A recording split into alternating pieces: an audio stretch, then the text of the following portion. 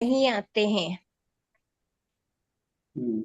और मतलब अ, बंध और उसको क्या बोल संक्रमण सकते हैं, द्वारा आत्मा के कर्म साथ का लगे आत्मा रहते के हैं। साथ चिपके रहना। और हाँ। जो उदय तो में नहीं आते मतलब वो सत्ता में रहते हैं। जब तक हाँ, उनकी निर्जरा नहीं हो जाती सुन तब लीजिए, तक।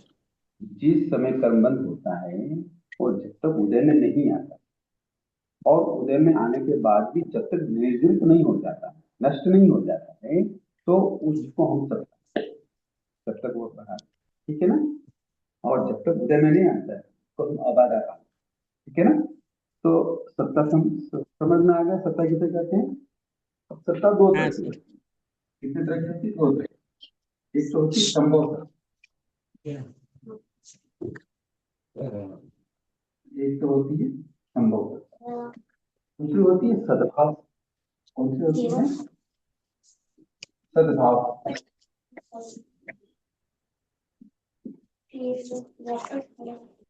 संभव सत्ता का क्या मतलब होता है, संभव सत्ता का मतलब होता है कि अमुक समय में किसी ही प्रत्ययों की सत्ता न होने पर भी भविष्य में उसके सत्ता में होने की संभावना होती है, उसको बोलते हैं संभव सत्ता। ठीक है, समझ में आया बात, समझ में आया कि नहीं आया कि नहीं जीव, आया सर। हाँ, जीव प्रकृतियों का अभी तो सत्ता नहीं है, किंतु भविष्य में हो सकती है ना। अभी तो वो कर्म बंधे हुए नहीं है, किंतु वो कर्म प्रकृतियां बाद में बन सकती है, तो उसको बोलते हैं संभव सत्ता। क्या बोलते हैं, अरे मान संभव लो अभी सत्ता। संभव सत्ता। व्यक्ति के, अभी किसी व्यक्ति के मान लो तीर्थंकर नामकरण का बंधन नहीं है ना, तो उसकी सत्ता है क्या, नहीं है। नहीं है, क्योंकि कर्म ही नहीं बंधा तो सत्ता कैसे है ना। जो कर्म बंधेगा उसी को तो सत्ता में रहेगा, स्टॉक में रहेगा, है ना। किंतु कोई जीव अभी तो कर्म बांधा नहीं है तीर्थंकर नामकरण का, किंतु भविष्य में बांध सकता है कि नहीं बांध सकता है। बांध सकता है। तो ऐसी कर्म प्रकृतियों को हम क्या कहते हैं, ऐसी सत्ता को हम संभव सत्ता कहते हैं। समझ में आ गया। जी सर। और एक होती है सद्भाव सत्ता। सद्भाव का मतलब होता है कि जिन प्रकृति की उस समय सत्ता होती है, मतलब अभी प्रेजेंट में सत्ता है, उसको हम संभव सत्ता कहते हैं। समझ में आया, सद्भाव। जी उसको हम सर। बोलते हैं सद्भाव सत्ता। यानी अभी कर्म बंधा हुआ है और वो अभी सत्ता में है, उसको हम बोलते हैं सद्भाव सत्ता। समझ में आ गई बात, समझ में आया कि नहीं आया? हाँ सर। हाँ। हाँ गुरुजी बरोबर। हम्म। अब संभव, संभव सत्ता में, सद्भाव का क्या बोले सर? सद्भाव का मतलब प्रेजेंट में है कर्म बंध, जिन प्रकृतियों का अभी वर्तमान में सत्ता में है, प्रकृति बंद है, उनको हम सद्भाव सत्ता बोलते हैं। ठीक है, संभव का भी वही मतलब लग रहा है और सद्भाव का भी वही लग रहा है। अच्छा कैसे लग रहा है बताइए। संभव यानी कि जो मतलब भविष्य में बंध सकता है, हम्म।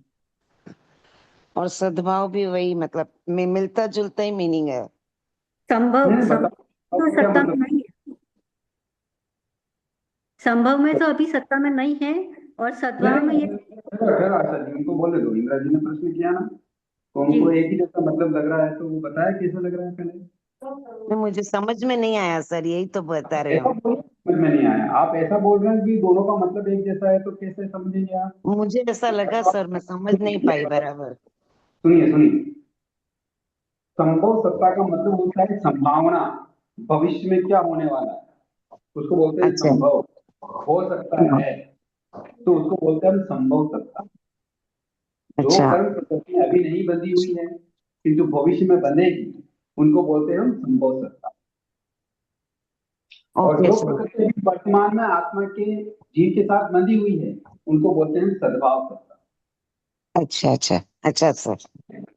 अब भविष्य की यहाँ बात नहीं है, सद्भाव सत्ता में कोई भविष्य की बात नहीं, प्रेजेंट की बात है, वर्तमान की बात है। और संभव सत्ता में वर्तमान की तो है ही, किंतु भविष्य की भी बात है कि ऐसा हो सकता है।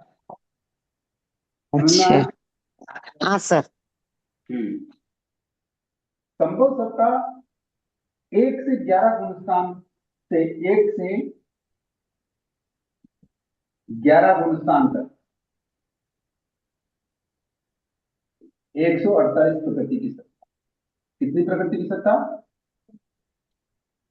दूसरे और तीसरे को छोड़कर। संभव सत्ता। दूसरे और तीसरे गुणस्थान को छोड़कर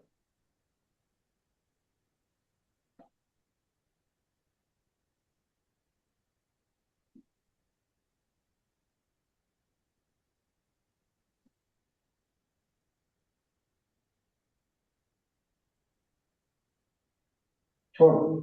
दूसरे और तीसरे गुणस्थान को छोड़कर 1 से 11 गुणस्थान तक जो संभव सत्ता है वो 148 प्रकृति की। समझ में आया? गुरुजी एक बार वापस बोलो ना। जी सर।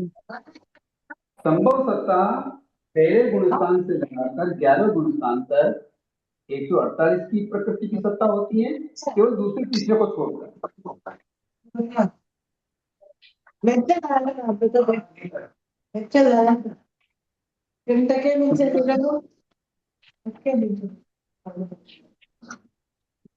समझ में आएगी? बातें हो रही हैं।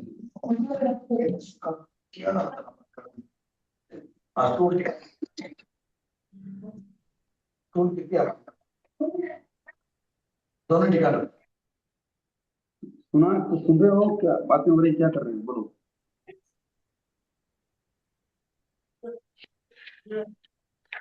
हो गया?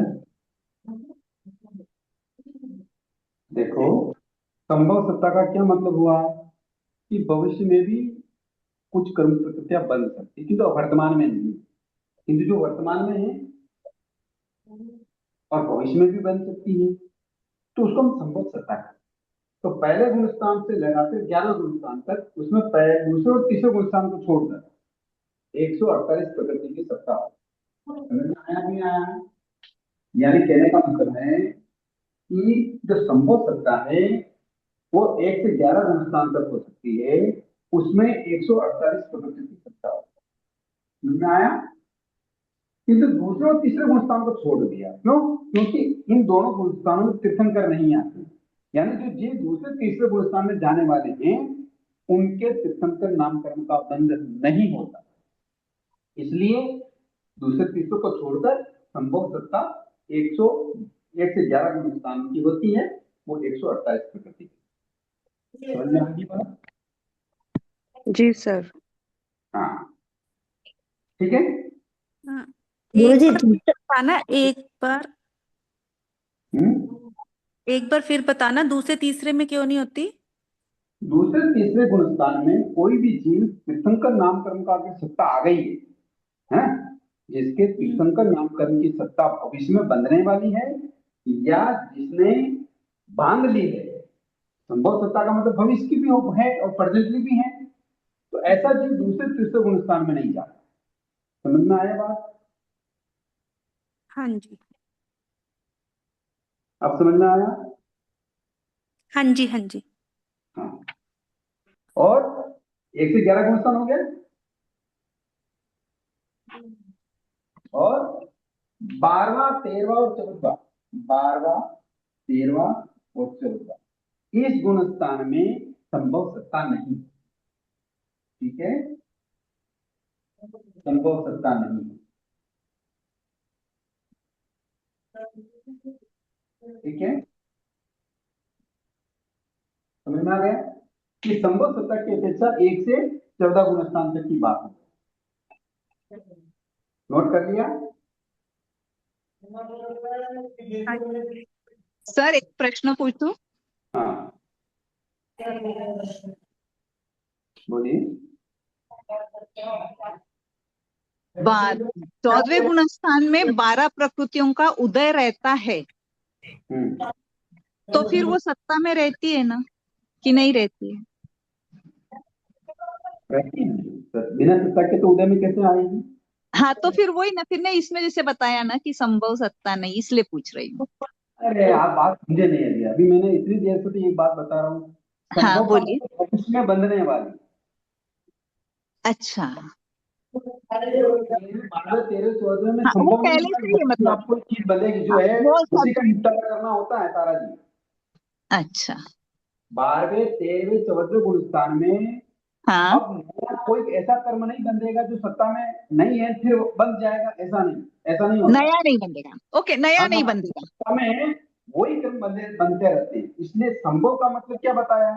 जो अभी सत्ता में नहीं है किंतु अच्छा, भविष्य में वो सत्ता में आएंगे। ओके, किंतु समझ गई, 12वें, समझ गई। 13वें, 14वें गुण स्थान में ऐसा नहीं होता। हाँ हाँ हाँ, अब समझ गई। हाँ, ओके। 12वें, 13वें, 14वें गुण स्थान में सद्भाव सत्ता होती है। कौन सी सत्ता हाँ हाँ, होती है? वो सद्भाव की अपेक्षा से है, नया कर्म नहीं हाँ, बनता है। हाँ, ठीक है ना? Thank you sir. हाँ, बिल्कुल ओके ओके ओके, समझ में आया? Yes, clear. हाँ, तो संभव सत्ता 1 से 14 गुण स्थान तक की बात हो गई। यानी संभव सत्ता पहले गुण स्थान से लगाकर 11 गुण स्थान तक दूसरे और तीसरे गुण स्थान को छोड़कर 148 प्रकृति की सत्ता हो। ठीक है, अब बिल्कुल क्लियर में कर नोट कर लिया। हाँ गुरुजी। अब दूसरी बात, अब बड़ी बात हम करें सद्भाव सत्ता की बात। ठीक है, अब सद्भाव सत्ता की ही बात करेगी। मैं यह नहीं लिख रहा हूं, जो भी बात होगी अब सद्भाव सत्ता की।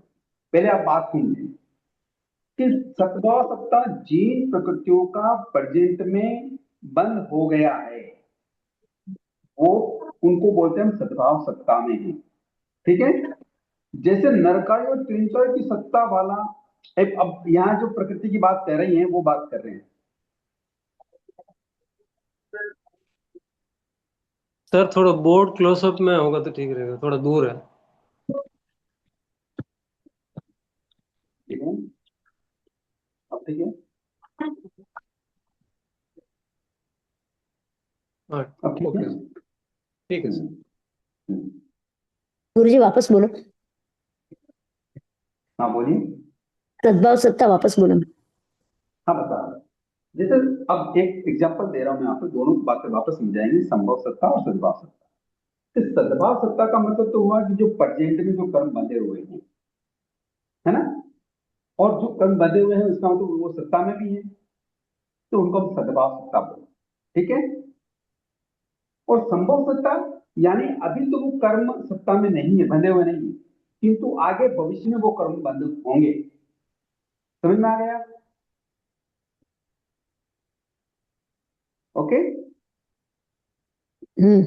जी गुरुजी। अब एक एग्जांपल कि जैसे कि उपसम श्रेणी अगर कोई मान रहा है, यानी उपसम श्रेणी कोई चढ़ रहा है, तो उसके नरकायु और त्रिंचायु की सत्ता नहीं होती। समझ में आ गई बात? जैसे मान लो कोई जीव है, और कोई जीव, ये 8वां गुणस्थान, कौन सा गुणस्थान है? 8वां गुणस्थान। पहला, दूसरा, तीसरा, चौथा, पांचवा, छठा, सातवां करके 8वें में। अब 8वें से कोई गुणस्थान ही तो श्रेणी चढ़ता है, और जो जीव 8वें गुणस्थान से ऊपर श्रेणी चढ़ता है और वो चल रहा है उपशम श्रेणी। कौन सी श्रेणी चल रहा है? उपशम श्रेणी। अब कोई जो उपशम श्रेणी चढ़ता है तो उसके नरकायु और तिरंचायु का बंध नहीं होता, यानी ये सत्ता में नहीं है। सत्ता में, ठीक है ना? बात समझ में आ रही नहीं आ रही? ये यहां तक बात समझ में आ गई कि कोई जीव अगर उपसम श्रेणी कर रहा है तो उसके नरकायु त्रिंचायु का बंध नहीं नहीं होता। बंद नहीं होता। क्या नहीं होता? बंद बंद नहीं। नहीं। सर मतलब वो पहले गुणस्थान में भी आ सकता है, लेकिन या तो मनुष्य में जाएगा या देव में जाएगा, यही ना? नहीं, एक मिनट सुनिए ना, एक मिनट, जो बात चल रही है वो सुनिए, चलेगा पूरे होने तो फिर प्रश्न करना। मैं जो बात कह रहा हूं उतना उसको सुनिए। कि जो साधु उपसम श्रेणी कर रहा है या जो उपसम श्रेणी करेगा वो नरकाई और तिरंचर का बंध नहीं करता। ये इतनी सी बात आपके समझ में आ गई? जी सर। फिर भी ये उपसम श्रेणी वाला 11 गुणस्थान तक में जाएगा। कहाँ जाएगा? 11 गुणस्थान। फिर भी इसके 148 प्रकृति की सत्ता रहती है। यानी अभी 148 नरकाई तिरंचर है कि नहीं है? है ना? है कि नहीं है? मैं क्या कह रहा हूँ, 148 की सत्ता है तो 148 हाँ, तो ये सत्ता 11 हिंदुस्तान में 148 प्रकृति की मानी है, तो ये कौन सी सत्ता कहलाएगी? कौन सी सत्ता कहलाएगी? संभव सत्ता। संभव सत्ता। सत्ता कहलाएगी। जबकि अभी मैं क्या बता रहा हूँ यहाँ कि कोई भी जीव उपसम श्रेणी चढ़ता है तो नरकाई तिरंचर का बंध नहीं करेगा। आ गई है ना? यही सत्ता में नहीं है ना? किंतु आगम काल में 11 गुणस्थान में 148 प्रकृति की सत्ता मानी है। इसका मतलब ये सत्ता कौन सी है? संभव सत्ता। संभव है। यानी कहने का मतलब ये है कि इसका कारण क्या है कि पहले यदि देवायु और मनुष्यायु बांधी हो, या जैसे ये उपसम श्रेणी वाला है, नरकाय तिरंचर का बंध नहीं करता है, किंतु इसी जीव ने देवायु का बंध कर लिया या मनुष्यायु का बंध कर लिया, तो अब आगे भविष्य में नरकाय तिरंचर का बंध करेगा क्या? नहीं करेगा। नहीं करेगा। नहीं करेगा। तो फिर इस जीव की ये क्या है? सद्भाव सत्ता। सद्भाव, हाँ बराबर। समझ में आ गया? हाँ गुरुजी। सर आपने अभी बताया ना, इन्होंने पहले बंद कर लिया, तो पहले अगर उन्होंने देव या मनुष्य का बंद किया, तो पहले अगर नरक और तिरंज का भी बंद किया हो तो? अरे किया हो तो करते ही नहीं है उपसम श्रेणी। मैं आपको यही तो इतनी देर से क्या बता रहा हूँ, कोई अच्छा, भी वो जीव उपसम श्रेणी उपसम नहीं श्रेणी चढ़ेंगे। करता है तो नरकाई तिरंचर का बंध नहीं करता है। अच्छा अच्छा अच्छा। 8वें गुणस्थान के पहले अगर उन्होंने आयुष्य का बंद कर लिया तो 8वें गुणस्थान से उपसम श्रेणी नहीं चढ़ेगा। हाँ, सर उपसम श्रेणी आपने तो करते बोला हैं। ही था ध्यान से सुनिए आप। सर, लेकिन छठे बोलिए। 7वें गुणस्थान के बाद तो आयु बंद नहीं हो रहा है ना। हाँ वही, उसके पहले अगर मनुष्य या तिरंज का बंद किया है तो वो नहीं, तिरंज और नरक का किया है तो नहीं चढ़ेगा। ठीक है ना? सही है ना सर? वही बात है, वही कह रहा हूँ। मैं क्या कह रहा हूँ आपको? अच्छा सर। मैं यही कह रहा हूँ कि जिस साधु ने उपसम श्रेणी चढ़ना है वो नरकाई तिरंचर का बंध नहीं करता। वो नरकाई बंध का कि छठे गुणस्थान तक ही होता है, आगे के गुणस्थान में नहीं होता। जो भी अब तिरंज का जैसे दूसरे गुणस्थान में होता है, नरकाई जैसे पहले गुणस्थान में होता है ना? बात वहां नहीं चल रही, बात ये चल रही है तो उपसम श्रेणी वाला नरकाई तिरंचर का बंध नहीं करे। मान लो कोई जीव है ना, वो मान लो छठे गुणस्थान में आया है, अब आगे बढ़ रहा है, वो ऑप्शन श्रेणी करेगा, मतलब साधु ही करेगा, तो वो नरकाई तिरंचर का बंध किया हुआ नहीं है। और जरूरी नहीं किसी भी आयु का बंध किया हुआ भी नहीं हो सकता है, किंतु फिर भी आगम काल में 11 गुणस्थान में उसकी 148 प्रकृति की सत्ता मानी है। इसका मतलब ये सत्ता कौन सी है? संभव सत्ता। संभव सत्ता। इसका मतलब ये हुआ कि ये जब 11 गुणस्थान के नीचे गिरेगा तो गिरता हुआ ये पहले गुणस्थान तक भी जा सकता है, तो किसी भी गति का आयोजन कर सकता है। समझ में आया? सर एक छोटा डाउट है सर। हम्म। सर वो एक दो लाइन बोलता है ना कि 11 गुणस्थान में अगर वो स्पष्ट करता है तो जिए तो सजा, मरे तो मजा, तो वो जिए तो सजा कैसे सर वो? और वो पहले गुणस्थान में भी आ सकता है। इसलिए और पहले गुणस्थान में आने से सजा कैसे होगी? हाँ, तो मैं नहीं मानता ये जो आपकी ये जो दो लाइन है, ये लाइन तो मैं नहीं मानता। न सजा मजा या नहीं मानता हूँ मैं। जो बोल रहे हैं वो मैं हो उसी जाने। दिन बोला था ये नहीं मानता हूँ करके। मैंने ये बात पहले भी बताई दी थी एक बार। हाँ, अच्छा। बताई थी सर। ठीक है ना? क्योंकि वो साधु ही होते हैं। मान लो 11 गुणस्थान में चढ़े हैं तो भी साधु ही है, और मान लो 11 से 10वें में आगे, 9वें में आगे, 6ठे में आगे तो भी साधु ही रहते हैं। अब ओके। सजा मजा का यहाँ क्या लेना देना है? वो कोई वो बात तो सही नहीं है। आगमकार जो कह रहे हैं वो बताएं, सुन रहे हो आप। मैं आपको ओके। जो समझाना चाह रहा हूँ उस पर ध्यान दीजिए कि उपसम श्रेणी में 11 गुणस्थान में भी 148 की सत्ता मानी है। वो सत्ता है संभव सत्ता की अपेक्षा, क्योंकि 11 गुण स्थान में वैसे नरकायु त्रिंचोय का बंध नहीं होता। अगर कोई भी 11 गुण स्थान में आने वाला जीव है तो नरकायु त्रिंचोय का बंध नहीं किया हुआ होता है ना। तो किंतु अब भविष्य में जरूरी नहीं है 11 गुण स्थान वाला गिरेगा तो है ही, नहीं गिरेगा ऐसी बात नहीं है, किंतु भविष्य में इनका आयु बंद कर सकता है कि नहीं कर सकता है? सकता है। बंद कर सकता है। इस अपेक्षा से 148 प्रकृति की सत्ता। समझ में आ गया? मतलब एकदम सर 11 व्यवस्थित। गुण स्थान में भी आयु बंद हो सकती है, हैं? मतलब आयु बंद 11 गुण स्थान में भी हो सकती है, यही ना? नहीं हो सकती है, नहीं। मैंने कब कहा हो सकती है? अभी देखो आप बात मेरी, मैंने तो नहीं कहा 11 गुण स्थान में हो सकती है। नहीं, कंफ्यूजन से। गुरुजी गिर आपने गए। आपने बंद बंद अधिकार देखा नहीं है, बड़ा नहीं है। बंद अधिकार में थे क्या सुरेश जी? नहीं सर, सॉरी। हाँ, ये अधूरी बातें की कर्मबंध में नहीं चलती। बंद, आयु का बंद छठे गुण स्थान में ही होता है, या छठे गुण स्थान से प्रारंभ हो गया हो तो कभी सातवें गुण स्थान में हो जाता है, वो भी देवायु का ओनली। ओके, आगे के गुण स्थान में आयु का बंध नहीं होता, तो 11 गुण स्थान में कैसे होगा? तो समझ गया सर। किंतु किंतु 11 गुण स्थान में ग्रंथकारों ने 148 प्रकृति की सत्ता मानी है, यानी यहाँ चारों आयु है, 148 में सारी प्रकृतियां आ गई। तो ये संभव सत्ता मानना चाहिए। संभव सत्ता क्यों मानना चाहिए? संभव का अर्थ मैंने ये बताया कि भविष्य में बदलने वाली प्रकृतियां, वो भी सत्ता में मान ली गई है। यानी 11 गुण स्थान वाला जीव कभी कभी नीचे गिरता है तो गिरता हुआ वो कौन से गुण स्थान में आ जाता है? पहले तक भी आ सकता है। तो पहले तक भी आएगा तो वो नरक आयु का भी बंद कर सकता है, त्रिंच आयु का भी बंद कर सकता है, मनुष्य आयु का भी बंद कर सकता है, देव आयु का भी बंद कर सकता है, किसी का भी कर सकता है। इसका मतलब सारी प्रकृतियां है। इस अपेक्षा से 11 गुण स्थान में 148 प्रकृति की संभव सत्ता। अब यहाँ बांधेगा जरूरी नहीं, नीचे के आने के बाद बांधेगा, है ना? सर आयु बंद नहीं है, फिर भी 148 कैसे है सर? तो वही समझ नहीं आया। यही तो हम बात समझा रहे। सत्ता दो तरह की बताई अभी। सबसे पहले तो ये बताया कि दो तरह की सत्ता होती है, एक तो संभव सत्ता, एक सद्भाव सत्ता। संभव का मतलब भविष्य में बंधने वाली प्रकृतियां के साथ 148 की सत्ता भविष्य में बंधेगी। ओके, इस अपेक्षा से बता रहे हैं। और नहीं जैसा कि अभी आप समुच्चय की अपेक्षा से बात कर रही है। समझ में आया बात? पर्टिकुलर किसी एक जीव की अपेक्षा से बात नहीं चल रही है, समुच्चय की अपेक्षा से।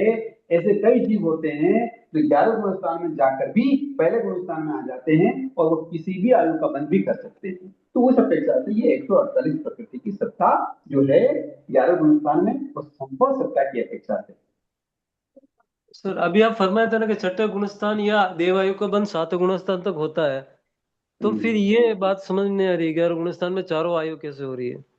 मैंने कब कहा चारों आयु होती है? आप वापस वही कंफ्यूज हो रहे हैं, मैंने तो नहीं कहा। नहीं, अभी आप बोले ना सर वो चारों आयु में जा सकते हैं, गिरते तो पहले गुणस्थान में अगर आते हैं तो इस तरह से। गिरेगा तो नीचे गिरेगा ना भैया। हाँ वो ठीक है, लेकिन गिर आयु में क्यों? आयु में चारों आयु बोलिए। नहीं, चारों आयु बता रहे ना, पहले गुणस्थान में अगर आता है तो चारों आयु बता रहे, नरक और मनुष्य और देव और त्रियंश। ठीक है। वो बस समझ नहीं आ रही, चारों में कैसे फिर बंद तो 7वें तक होता है, और वहां से फिर अगर गिरता है तो फिर वो चारों आयु में कैसे जा सकता है? समझ नहीं आया। आप क्यों नहीं जा सकता, ऐसा ऐसा बता सकते हैं?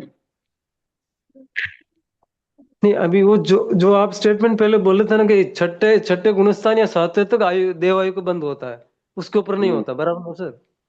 बिल्कुल सही। ओके, उसके बाद में अभी आप फरमा रहे हैं कि 11 गुणस्थान में नरक मनुष्य देव और त्रिंश चारों का मतलब वो हो सकता है, बंद हो सकता है। मैंने बंद का नहीं बताया, आप फिर वापस उल्टा बोल। मैं सत्ता का बता रहा हूँ। सत्ता में है, आपने बताया सत्ता में है। सत्ता हो सकती है, और संभव सत्ता का मतलब होता है भविष्य में बंधने वाली प्रकृतियां। मैंने बंद कहाँ बताया? मैंने तो बंद बताया ही नहीं। अच्छा, पहले जो बंदी हुई वो आप फरमाए पहले मतलब? बंदी हुई की बातें नहीं कर रहे। संभव का मतलब होता है भविष्य में बंधने वाली, और पहले बंदी हुई हो तो भूत में बंधने वाली। पास्ट होता है पहले वाला। ओके, अब बंधेगा वो फ्यूचर होता है, पास्ट भविष्य होता है। मैं भविष्य की बात कर रहा हूँ, संभव की बात कर रहा हूँ कि भविष्य में ये 11 गुण स्थान वाला जीव नीचे गिरेगा ही, और जब नीचे गिरेगा तो वो पहले गुण स्थान तक भी आ सकता है। तो फिर वो छठे गुण स्थान के बाद वाले जीव होंगे, उनके नरक का भी बंद हो सकता है, तिरंज का भी बंद हो सकता है, मनुष्य का भी बंद हो सकता है, मतलब और देवता का भी बंद हो सकता है। ओके, ये मतलब 11 गुण स्थान में बंद की बात तो नहीं करी ना। ओके, जो 11 गुण स्थान में स्पर्श करते हैं उनकी उन पे ये सब ये लागू होती है। मैंने तो ऊपर तो कोई जाता ही नहीं है 8 गुण स्थान से। अब कौन जाएगा? तो उपसम श्रेणी करने वाला ही जाएगा, दूसरा कौन जाएगा? दूसरा कोई जा नहीं सकता। और बात उपसम श्रेणी की ही चल रही है कि जो जीव उपसम श्रेणी करता है वो कभी भी नरकादि त्रिंचयों का बंध नहीं करता। एक तो ये बात कंप्लीट हो गई, ओके, ठीक है। तो जब नरकादि त्रिंचयों का बंध नहीं करता है, फिर भी ग्रंथकारों ने 11 गुणस्थान में 148 प्रकृति की सत्ता मानी है, तो वो संभव की अपेक्षा कि कैसे संभव हो सकता है कि मान लो कोई साधक करता हुआ 11 गुणस्थान में आया, अंतर्मूलन के बाद वापस नीचे आया, और नीचे आते आते उसके परिणाम और बिगड़े और बिगड़े और बिगड़े और पहले गुणस्थान में आ गए। तो यहाँ अब वो चारों गतियों का बंद कर सकता है कि नहीं कर सकता है सुरेश जी? कर सकता है। हाँ, बराबर सर, पहले गुणस्थान में। सुरेश जी हाँ सर, हाँ सर। कर सकता है। तो इस अपेक्षा से 11 गुणस्थान में 148 प्रकृति की सत्ता मानी है। अभी यहाँ 148 की सत्ता यू प्रेजेंटली है नहीं, किंतु संभव की अपेक्षा से मानी है कि 11 गुणस्थान वाला साधक भी जीव भी भविष्य में सभी प्रकृतियों का सत्ता वाला हो सकता है। अब समझ में आया? मतलब संभावना। तो संभावना ही बता रहे भैया, संभव सत्ता ही किसको बोलते हैं? संभावना। ये मतलब हर एक इसके साथ लागू होना जरूरी नहीं है, मतलब क्या आ है? भी सकते हैं, आ भी सकते हैं पहले गुणस्थान में, और नहीं भी आ सकते हैं। हाँ, नहीं सही कर ना? सकते, जीवन की बात कर रही है। बात बताया मैंने कि सभी जीवों के बारे में नहीं है, मतलब सभी जीवों के बारे में, पर्टिकुलर किसी एक जीव के बारे में नहीं है। जरूरी नहीं 11 गुणस्थान वाला नीचे आवे, नहीं आवे तो नहीं आवे, देव मर जावे तो देवलोक में चला जावे, ओके। चौथे गुणस्थान में चला जावे। किंतु भविष्य में वो फिर आयु का बंध करेगा। ये बात समझाना चाह रहा हूँ मैं आपको। भविष्य में क्या करेगा? वो फिर आयु का बंध करेगा। तो करेगा तो फिर उसके 148 की प्रतिशत की सत्ता, वो संभव सत्ता की अपेक्षा। समझ में आ गया अभी? हाँ, अब क्लियर है सर। ठीक है। Okay sir. किंतु किंतु मान लो किसी जीव ने उपसम श्रेणी चलने से पहले मान लो देवायु का बंद कर दिया। अब छठे गुणस्थान में साधु था, उसने देवायु को बंद कर लिया, और अब वो श्रेणी कर रहा है। कौन सी श्रेणी? उपसम। उत्तम उत्तम श्रेणी श्रेणी। कर रहा है। तो अब उसके क्या आयु का सत्ता होगी क्या? नहीं, वो सत्ता हो सकती है क्या? नहीं होगी नहीं, सर। ऑलरेडी ऑलरेडी बंद हो गया।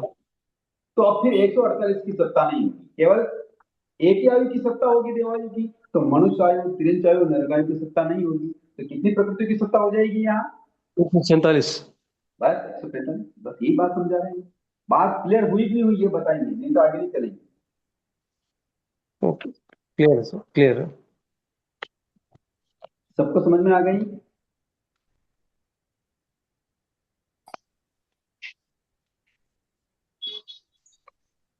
ठीक है। हाँ गुरुजी। हाँ, ये संभव सत्ता की अपेक्षा बात है। ठीक है, अब आगे चलते हैं।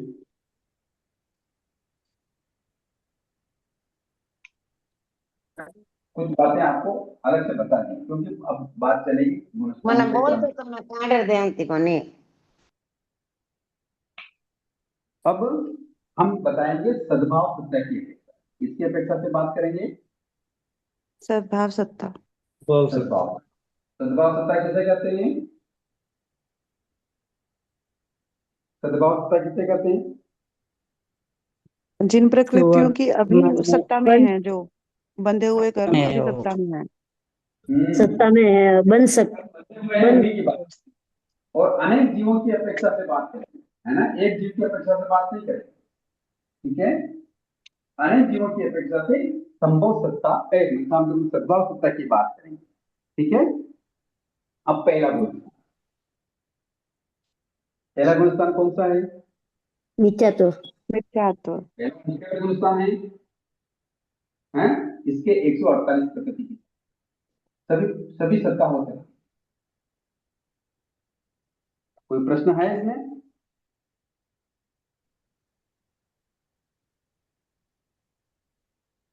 जो गुणस्थान पहले गुणस्थान में है उसके 148 प्रकृति की सत्ता हो सकती है। जी सर। वही कहेगा कि पहला गुणस्थान तो मिथ्या गुणस्थान है, फिर तीर्थंकर नामकरण की सत्ता कैसे होगी या आहत की सत्ता कैसे होगी? क्योंकि ये बंद कहाँ होता है? मिथ्यात्व इनका इसलिए अबंध होता है ना इनका तो। हाँ, पहले गुणस्थान में इनका तो अबंध होता है ना सर। बंद होता है, बंद है ही नहीं तो फिर सत्ता में कैसे आ गए ये प्रकृति सत्ता में कैसे आ गई? इसका मतलब ये हुआ क्योंकि कि भविष्य में हो सकता है। हाँ, बात समझ में आ गई। जैसे मान लो किसी जीव ने पहले गुणस्थान में नरक का बंद कर दिया, तीर्थंकर नरक का बंद कर दिया मिथ्या गुणस्थान में, और वो जीव फिर अब आगे बढ़ गया, आगे बढ़ते हुए चौथे पांचवें गुणस्थान में आ गया, चौथे गुणस्थान में आ गया, और उसने वहां तीर्थंकर नामकरण का बंद कर दिया। समझ में आया? तो फिर वो नरक में जाते हुए वापस मिथ्यात्व का स्पर्श करेगा। तो फिर मिथ्यात्व गुणस्थान में भी तीर्थंकर नामकरण की प्रकृति है कि नहीं है सत्ता में? है गुरुजी। इसी अपेक्षा से पहले गुणस्थान में 148 प्रकृति की सत्ता। समझ में आया? सर एक बार समझ में वापस आया? बोलिए। देखो, पहले गुणस्थान सर में आपका फोन का साउंड थोड़ा ज्यादा रखिए सर, सुनाई कम दे रहा है। मैं सही कर देता हूँ। नहीं नहीं क्लियर आ रही है सर। फिर भी मान लो किसी को नहीं आ रही तो और आवाज क्लियर है, साउंड कम है, बहुत स्लो है। हाँ सर, मैक्सिमम थोड़ा कितना वो कर दीजिए सर। अब आ रही है आवाज मेरी? हाँ यस सर। आप क्लियर है। अभी हाँ सही सर है। अब क्लियर आ रही है। हाँ, अब मैं यूं कह रहा हूं कि पहले गुणस्थान में ग्रंथकारों ने 148 प्रकृति की सत्ता मानी। तो अब पहले गुणस्थान तो मिथ्या तो गुणस्थान है, अब कभी 148 में तो तीर्थंकर नामकरण भी है प्रकृति, वो बंद कैसे हो सकती? तो इसका मतलब ये हुआ कि पहले गुणस्थान में किसी जीव ने नरक आयु का बंद कर लिया, है ना? अब नरक आयु का बंद कर लिया और फिर उसको संपर्क मिला, सत्संग मिला, जैन साधु मिले या ऐसा जिनवाणी श्रवण कर ली, और चौथे गुणस्थान में आ गया। फिर उसने उत्कृष्ट तीर्थंकर नामकरण के जो 20 बोल हैं उसकी अपेक्षा से उसने उत्कृष्ट क्या किया? आराधन किया, और उसने वहां क्या कर लिया? तीर्थंकर नामकरण का बंद कर लिया। कर सकता है? नहीं कर सकता है क्या चौथा गुणस्थान वाला? कर सकते चौथे गुणस्थान में कर तीर्थंकर सकता है नामकरण सर। का बंद है कि नहीं है? कर सकता है सर। कर सकता है, पूरे किंतु समय उसने के पहले लिए पहले पहले गुणस्थान में उसने क्या कर लिया था? बंद कर लिया था। नरक का बंद कर लिया था। तो अब वो जब नरक में वापस जाएगा, क्योंकि आयु का एक बार बंद हो गया, तो उस गति में जाना पड़ेगा कि नहीं पड़ेगा? पड़ेगा, जाना पड़ेगा। जाना पड़ेगा। पड़ेगा। तो उस समय वापस उस जीव को संकित का वमन करते हुए मिथ्यात्व का स्पर्श करेगा, चाहे वो भले थोड़ी देर के लिए करे, क्योंकि वापस नरक में जाते ही वापस संकित आ जाएगी, किंतु जाते समय उसको क्या होगा? स्पर्श करेगा पहले संगत गुणस्थान। को जाकर मिथ्यात्व मिथ्यात्व का मिथ्यात्व भी होएगा। मिथ्यात्व का स्पर्श करेगा। मिथ्या गुणस्थान में ही वो नरक में जाएगा। तो पहला गुणस्थान में आया, जैसे ही मिथ्यात्व का स्पर्श हुआ तो पहला गुणस्थान में आया कि नहीं आया? आया। आया किंतु सत्ता में तीर्थंकर नामकरण है कि नहीं है? है। है सर। है। इस अपेक्षा से पहले गुणस्थान में 148 प्रकृति की सत्ता। अब समझ में आ गया? जैसे सर श्रेणिक महाराजा का जीव मतलब जब आयु पूर्ण हुई तो उस टाइम पे क्योंकि तीर्थंकर नामकरण का बंद किया हुआ था तो उस टाइम पे मतलब सत्ता में रहा हुआ, मतलब एक बार मिथ्यात्वी हुआ, उसके बाद नरक में उत्पन्न होकर समकिती हो गए, ऐसा? हाँ, नहीं संकेत वापस शायद संकेत आ गए। हाँ, जी वो सर। अंतर्मूर्त ही मिथ्यात्व में रहते हैं जाने के समय में। बस जी। पहले जैसे ही मरने का समय आता है, जैसे ही मरण हुआ उसके अंतर्मूर्त पहले और जन्म होता है उसके अंतर्मूर्त बाद, तक वो मिथ्यात्व में रहते हैं, फिर वापस संकेत आ जाती है। इस ठीक है अपेक्षा सर। से पहले गुणस्थान में जिन नाम की सत्ता रहती है, इसलिए 148 प्रकृति की सत्ता। ठीक है। सर लेकिन श्रेणिक महाराज ने साइक संकित तो मृत्यु के पहले ही प्राप्त कर ली ना सर। तो मृत्यु के पहले ही प्राप्त करेंगे, मर जाएंगे तो क्या प्राप्त करेंगे? तो फिर बाद में मृत्यु के पहले अगर प्राप्त हो गई है तो मृत्यु के समय और वहां नरक में उत्पन्न होने समय दोनों समय साइक ही रहेंगे ना सर। नहीं रह रहे, वही तो मैं कह रहा हूं कि जिसने मिथ्यात्व में नरक का बंध कर दिया, ग्रंथकार क्या कह रहे हैं कि जिस जीव ने मिथ्या दशा में नरकायु का बंध कर लिया है और कालांतर में फिर वो शोषण संकित प्राप्त कर लेता है, यानी चौथे गुणस्थान में आ जाता है और अपने शुद्ध अध विषयों से निर्मल परिणामों से वो तीर्थंकर नाम कर्म का निकाचित बंद कर लेता है। बात सुन रहे हैं ना सुरेश जी? हाँ सर, हाँ सर, हाँ हाँ, किंतु वह जीव जब मनुष्य भव का आयुष्य पूर्ण करेगा, यानी जब मनुष्य भव का आयुष्य अंतर्मुहूर्त शेष रह जाएगा तो वो संयुक्त का भ्रमण कर देगा और गुणस्थान मिथ्यात्व गुणस्थान को प्राप्त करके नरक में जाता है।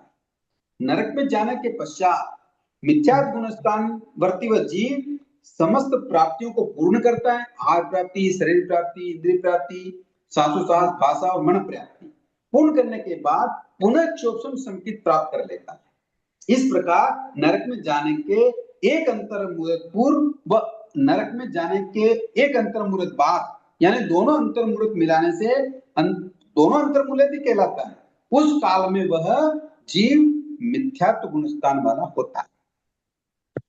गुरुजी इसको ऐसे समझे क्या कि अपर्याप्त अवस्था में मिथ्यात्व ही हो जाता है? पर सर मरते समय तो पर्याप्त नहीं होता है, वो अंतर्मुहूर्त पहले की बात है। अच्छा अच्छा, ठीक है गुरुजी, हाँ रहेगा तब तो पर्याप्त है ना, वो जन्म लेगा तब वो हाँ ठीक है। हाँ हाँ, पर्याप्त ठीक है पूर्ण करने के अंतर्मुहूर्त बाद शोषण संकित आएगी। लेकिन सर आप यहाँ पे अगर सैनिक महाराज लेते तो उनको साइक संकित थी ना, आप उपसम संकित बता रहे हैं। हाँ, वो बरोबर है। शाही संकित वाला मिथ्यात्व में नहीं जाता, शोषण संकित वाला मिथ्या में। बिल्कुल सही प्रश्न किया आपने। सब श्रेणिक महाराज की बात नहीं करेंगे, शोषण संकित वाले की बात करेंगे। ओके। शाही संकित तो आने के बाद जाती नहीं।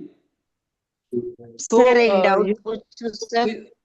एक मिनट मैं क्लियर कर लेता हूँ। तो सर ये साइक संकित वाले भी हो, यदि मतलब साइक संकित वाले या फिर उसम दोनों अगर काल करते हैं तो काल करते समय मिथ्यात्व में रहेंगे और उत्पन्न होते समय मिथ्यात्व में रहेंगे। मतलब शाही संकित वाला नहीं, शाही संकित वाला जीव मिथ्यात्व में आयु का बंध करता ही नहीं है।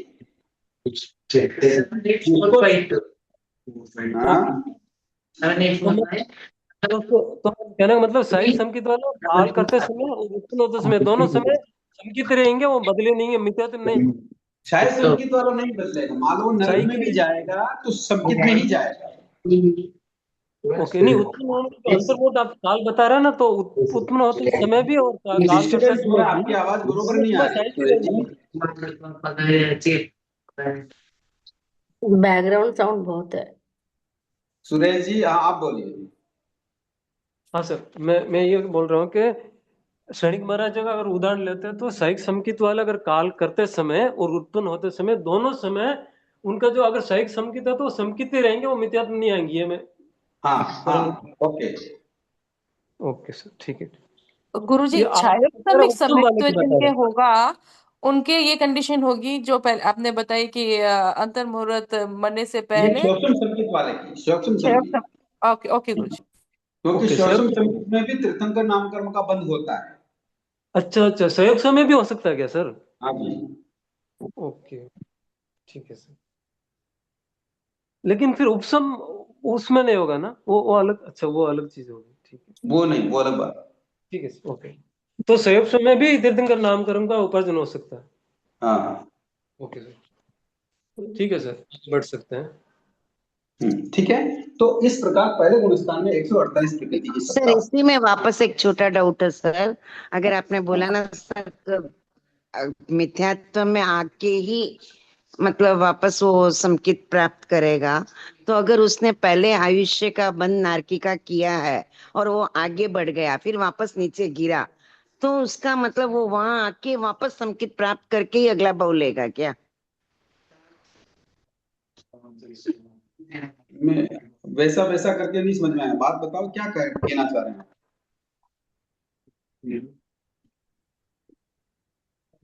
आपकी बात मुझे पूरी समझ में नहीं आई। नहीं सर, अभी जैसे आपने, अभी उन्होंने सुरेश भैया ने बताया था ना, कभी वो पहले मतलब मिथ्यात्व का बंद किया हुआ है या नारकी का बंद कर लिया, और वो 11वें गुणस्थान तक जाके वापस आ गया, तो वापस अगर उसको मतलब आयुष्य का बंद तो हो गया, मगर नारकी में जाने के लिए वापस पहले गुणस्थान तक आना पड़ता है क्या? मैंने तो ये बताया कि 11 गुणस्थान में जाने वाले के नारकी और तिरंज का बंध नहीं होता है। नहीं होता है सर, बराबर। हम्म। मगर आयुष्य का बंद उसने पहले कर लिया हो। कर लिया हो तो नहीं जाएगा नारकी और तिरंज में। आयुष का बंद कर लिया हो तो देवलोक में ही जाएगा, क्योंकि देवलोक में जाने वाला या मनुष्य में जाने वाला जीव ही 11 गुणस्थान तक जाता है, नारकी तिरंज में जाने वाला नहीं। हाँ सर। सर एक जो पहले गुण स्थान को टच करके जाने को आपने बोला, वो क्षायिक और क्षयोपशमनिक दोनों करेंगे, और उपशम वाला नहीं करेगा, ऐसा है सर? क्षयिक देखो वाला वो नहीं जो करेगा, इंद्र जी जो उपशम प्रश्न कर और रहे हैं वो अलग है, आप जो प्रश्न कर रहे हैं वो अलग सर समझ नहीं आया, फिर से समझा दीजिए। है। हाँ, आप कौन, तारा जी बोल रहे हैं? नहीं नहीं नहीं हिंदी सर, में। हाँ देखो, आपका प्रश्न वापस बताओ, पूछिए, मुझे वापस पूछिए। सर जो आपने पहले मतलब बोला, समकित जो हो जाएगा, फिर तंकर नाम कर्म का बंद करने वाला जीव अगर वापस जाएगा, तो फर्स्ट गुण स्थान को टच करके अंतर्मुहूर्त में फिर अगली गति में वो जाएगा। वो वो उसकी जो संकित होगी वो सूक्ष्म संकित होगी, ठीक है। ये क्षयोपशमिक है। जी सर। हाँ जी। और शायद जो संकित वाला क्षायिक, पहले हिंदुस्तान में नहीं आएगा, वो डायरेक्ट जाएगा। ठीक है सर। और और जो उपशम वाला है सर, वो हाँ, तो क्षायिक वाला तो नीचे उपशम वाले की गिरेगा जो ही बात मैं नहीं। कह रहा था, गुरुजी उपशम आपको वाले की पता बात है, मैं वापस आपको बता देता हूँ। तो उपशम श्रेणी वाला जीव, गुरुजी आवाज नहीं आ रहा है। बंद होए बोलना तो मैं सब। गुरुजी आवाज नहीं आ रहा है। अरे बैकग्राउंड चल रहा है इसलिए मैं रुक गया हूँ। मीडिया में कॉल में बात कर रहे हो तो कौन आवाज कर रहा है ये? और कोई डिस्टरबेंस हो रहा है सर बीच में? वही तो मैं कह रहा हूँ ना भाई। प्लीज म्यूट कर दीजिए जो भी है। चलो, मैं ये कह रहा हूँ कि 11 गुण स्थान में कोई भी जीव आता है तो उपशम श्रेणी से आता है, ठीक है जी ना। अभी सर। जिसने प्रश्न किया वो उसको उसको हुंकारा दीजिए, वो है जी ना। सर। हाँ, 11 गुण स्थान में कोई भी जीव आएगा वो उपशम श्रेणी से आएगा। तो उपशम जी श्रेणी जो चल रहा है वो कभी भी 11 गुण स्थान में आते हुए नरक आयु और तिरंज आयु का बंद किया हुआ नहीं होगा, जी ठीक है। सर। जी सर। ठीक है, किंतु 11वें गुण स्थान में तो अधिक समय तक नहीं टिकता है, वो अंतर्मूलक हम्म। भाग वापस नीचे आएगा।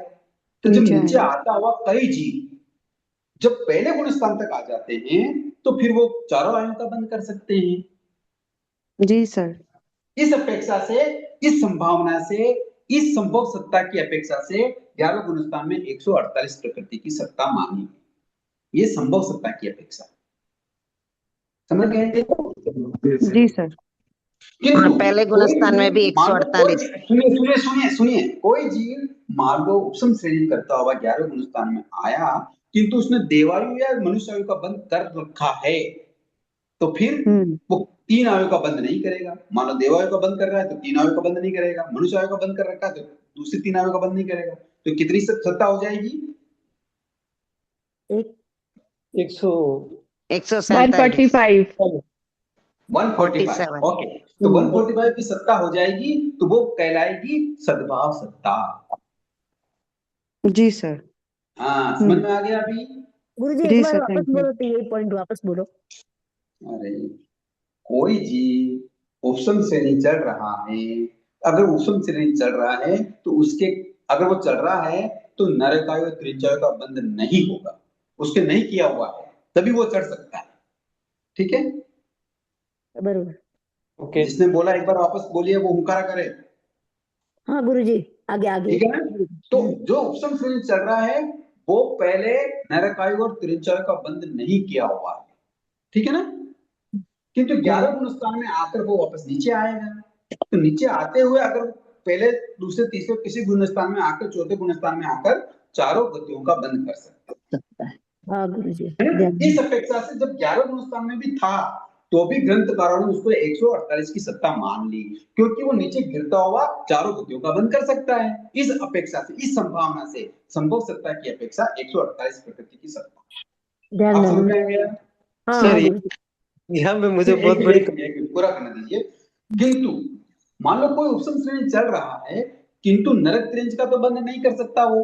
किंतु मान लो किसी ने देवायु का बंद कर रखा हो, या किसी ने देवायु की जगह मनुष्य आयु का बंद कर रखा हो, तो वो भी उपसम श्रेणी चढ़ सकता है। इस अपेक्षा से वो फिर 3 आयु का बंद नहीं करेगा, क्योंकि जीवन में एक बार में एक ही आयु का बंद होता है ना। तो मान लो देवायु का बंद कर रखा है, तो नारकी का, तिरंज का, मनुष्य का बंद नहीं किया हुआ है, तो फिर उस अपेक्षा से 145 की सत्ता होती है, वो सद्भाव सत्ता कहलाती है।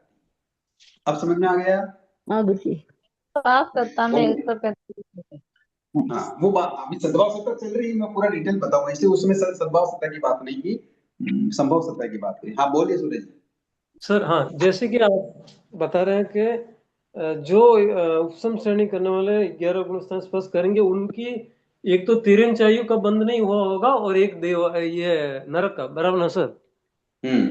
वो जो बाकी के जो मनुष्य देवगति है, वही 11 गुण स्थान में जाएंगे, बराबर ना? यहाँ तक तो सही होना? जरूरी नहीं वो बंद कर रखा हो, मान लो उसने बंद कर भी लिया हो मनुष्य आयु का या देवायु का, तो वो भी चढ़ सकते हैं। किंतु जरूरी नहीं उसने बंद कर रखा हो, मान लो किसी भी आयु का बंद नहीं किया हुआ है, तो भी वो क्या कर सकते हैं, ऊपर चढ़ सकते हैं।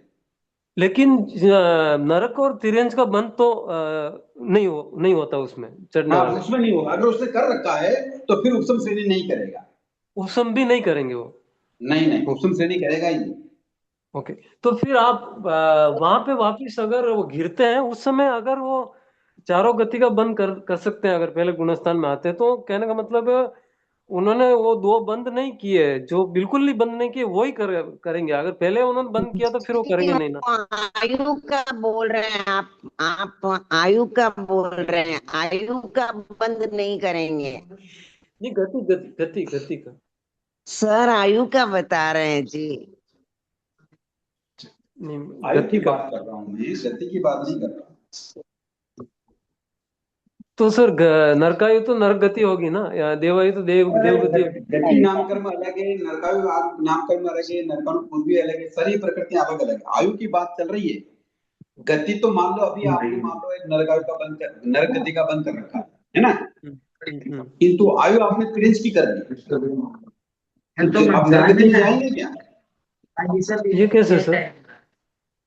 बैकग्राउंड बंद कर दो, बैकग्राउंड बंद नहीं करें तो हमारा नेट टूट जाता है, ये बहुत डिस्टर्बेंस होता है, आप बिल्कुल ध्यान रखिए। जो भी बात करते हो म्यूट करके बात करें, डिस्टर्बेंस हो रहा बहुत। फिर बात का लिंक टूट जाता है, बात कोई कर रहे हैं, बात कहाँ से कहाँ निकल जाती है। मैं यूं कह रहा हूँ, गति का बंद होना अलग बात है, आयु का जीवन में एक ही बार बंद होता है। ओके।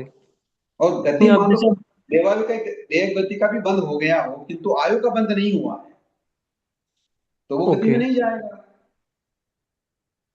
अच्छा, देवायु बाद में जाएगा, जब देवायु का बंद होगा तब जाएगा। ओके, समझ गया। किंतु आयु का बंद हो गया है तो उसी गति में जाना पड़ेगा। 11 बजे मैक्सिमम। हाँ ठीक है, बात समझ में आया? हाँ गुरु। आयु का बंद हो गया सर, कहीं इतने आयु से होने वाला। आयु का बंद मतलब? आयु का बंद का मतलब तो मतलब एक तो गति का बंद होता है। अगर किसी भी आयु का बंद हुआ है, किसी भी गति का आयु का बंद हुआ है, तो फिर उस गति का भी बंद होगा। हाँ, गति और आयु साथ में बंद होएगा, अलग अलग होता है। अलग अलग ही हो सकता है, साथ में हो जरूरी नहीं। तो सर पहले अगर देवायु को बंद हुआ है, तो फिर वो सॉरी देव गति का बंद हुआ है, तो देवायु का बंद होने पे ही दोनों मतलब वो होगा, नहीं तो नहीं होगा ना? हाँ, बाकी नहीं। ओके सर, ठीक है सर। तो आज समय हो गया है। पहले गुणस्थान में 148 प्रकृति की सत्ता, कंफर्म हो गया। अब और भी इसमें विकल्प है, अब दूसरे तीसरे गुण स्थान में बता देते हैं, वो भी छोटा ही है। दूसरा और तीसरा गुण स्थान कौन सा है? शाश्वतन गुणस्थान। शाश्वत और मिश्र गुण स्थान। तो दूसरे तीसरा गुण स्थान में 146 प्रकृति की सत्ता है। यानी कौन सी प्रकृति की सत्ता नहीं होगी? तीर्थंकर प्रकृति की। हाँ, तीर्थंकर नाम की सत्ता नहीं, सत्ता नहीं, ठीक है। तीर्थंकर नामकरण की सत्ता नहीं होगी, यानी 147 की सत्ता हो सकती है, ठीक है। बराबर। ये 3 गुण स्थान की बात आज कर रही है, बाकी की नेक्स्ट हम कल करें। सर बहुत ही रुचिकर विषय है ये, थोड़ा मैं बीच बीच में नहीं आ पा रहा हूँ, बहुत ही बढ़िया लग रहा है आप, बहुत ही रुचिकर सब्जेक्ट है सर ये। सर एक्चुअली इसका ये क्लासेस जो छोड़ेंगे वो कभी समझ ही नहीं पाएंगे आगे। मैं आपको पहले ही बताऊं, जब ये शुरू किया था तभी मैंने सभी से निवेदन किया था कि कर्म ग्रंथ ऐसा विषय है, ये बहुत ही इंटरेस्टिंग विषय है, किंतु अगर उसको बीच में छोड़ दिया तो फिर आपको मटेरियल समझ में नहीं आएगा, फिर आपको रिकॉर्डिंग देखनी पड़ेगी, कैसे बातें चली, कैसे क्या हुआ, वो सब देखना पड़ेगा। किंतु जो कंटिन्यू रहेगा उसको बहुत ही इंटरेस्ट आएगा, मजा आएगा। और जिनवानी श्रवण का सबसे बड़ा उसको जो लाभ होने वाला है वो है कर्म सत्ता। जिसने कर्म ग्रंथ या कर्म विज्ञान को समझ लिया वो जीवन में आगे बढ़ता है, जिसको नहीं समझा है वो तो ठीक है, कर ही रहे हैं करने वाले, पर ये चीज सबसे इंपॉर्टेंट है। यानी हमारे जितना भी श्रुत ज्ञान है उसमें सबसे इंपॉर्टेंस जो ज्ञान है वो है कर्म। इसलिए इसको समझना बहुत जरूरी है, और अच्छी तरह से समझेंगे तो बहुत अच्छा आगे बढ़ेंगे। मतलब मोक्ष मार्ग का एक हाईवे है सर, एक्सप्रेस हाईवे बोल सकते हैं। हाँ, ये एक्सप्रेस हाईवे है बिल्कुल।